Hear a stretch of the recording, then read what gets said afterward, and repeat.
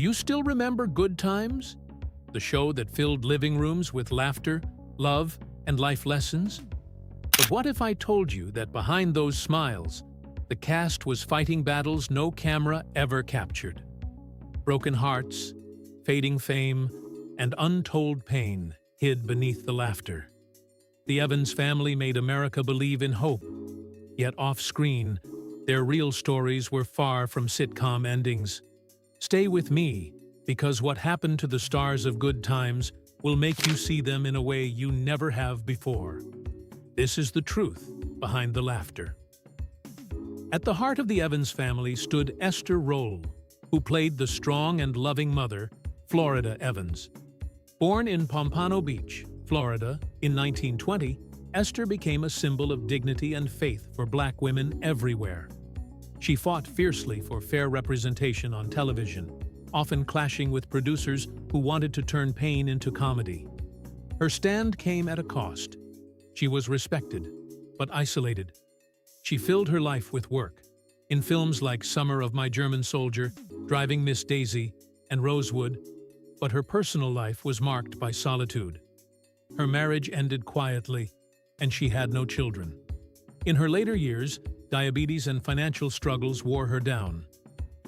On November 17, 1998, Esther passed away in California at 78. Her body was returned to her hometown to be buried at Westview Cemetery, leaving behind a legacy of courage and authenticity that changed television forever. Beside her on screen stood John Amos, the unshakable James Evans Sr., the father who embodied strength, dignity, and love. Born in Newark, New Jersey, in 1939, Amos became the image of integrity every family admired. Yet behind the scenes, his honesty came at a cost. Frustrated by how the show's writers depicted Black families, he spoke out and was eventually written off the series. Still, he rose again, earning an Emmy nomination for Roots and winning hearts in Coming to America. Off-screen, 3 failed marriages and family rifts left deep wounds. When John Amos passed on August 21, 2024, at 84, he was remembered as a man who never compromised truth. Then there was Jimmy Walker, the explosive force behind J.J. Evans and his famous cry of "Die no might." Born in Brooklyn, New York, in 1947, Walker shot to fame almost overnight. But success can be cruel. His character made him a household name, but also trapped him in a role he could never escape. Co-stars grew resentful. Critics accused him of turning Black identity into a joke, and Hollywood slowly turned its back.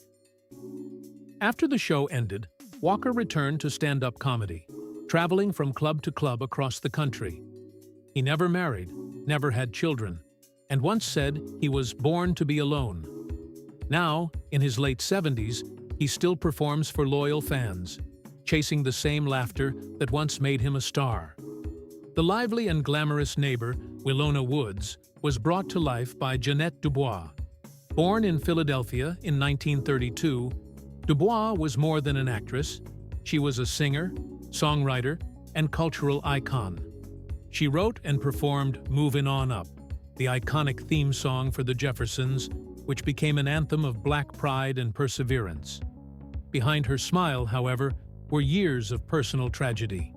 A failed marriage left her raising 4 children alone, and the death of her son to cancer shattered her spirit. Still, she never stopped creating. Her voice work in the PJs earned her 2 Emmy Awards, and her laughter became a gift to generations.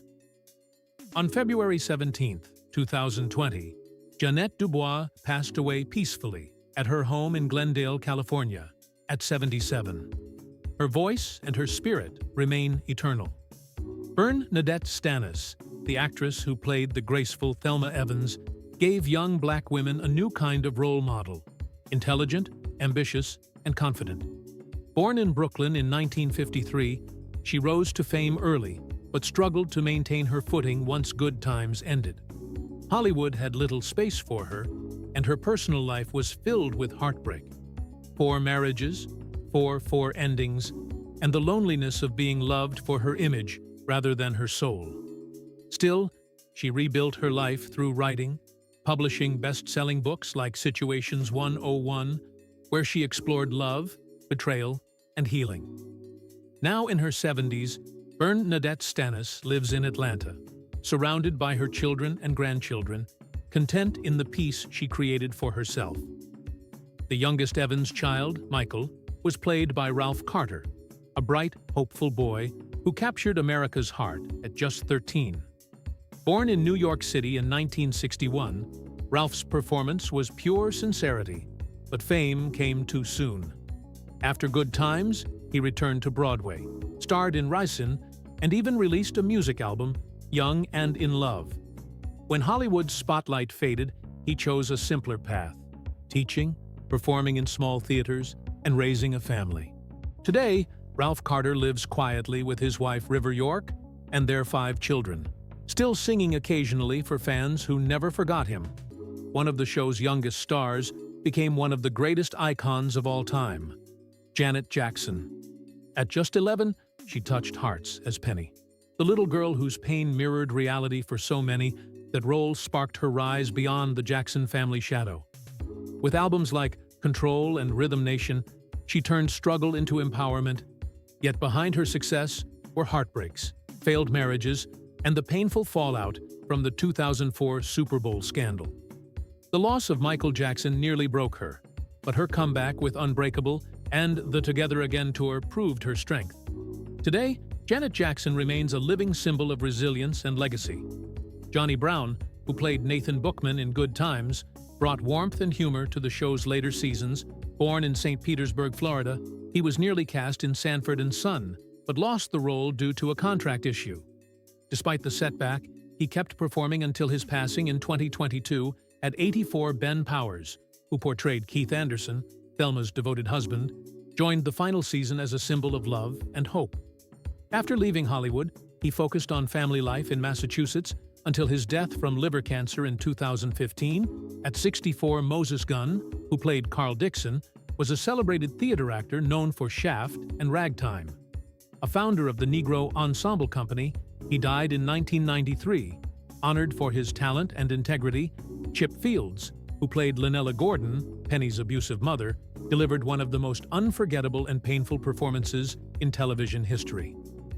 After the show, she moved behind the camera, directing hits like Girlfriends and One on One. She found love and stability with her husband Irv Hurd, and pride in her daughters, Kim and Alexis Fields, who both became successful actresses. The stars of Good Times may have faced darkness, but their light still shines through every smile they inspired. Which story touched you most? Let us know in the comments. And don't forget to like, share, and subscribe to keep their legacy alive. Thanks for watching.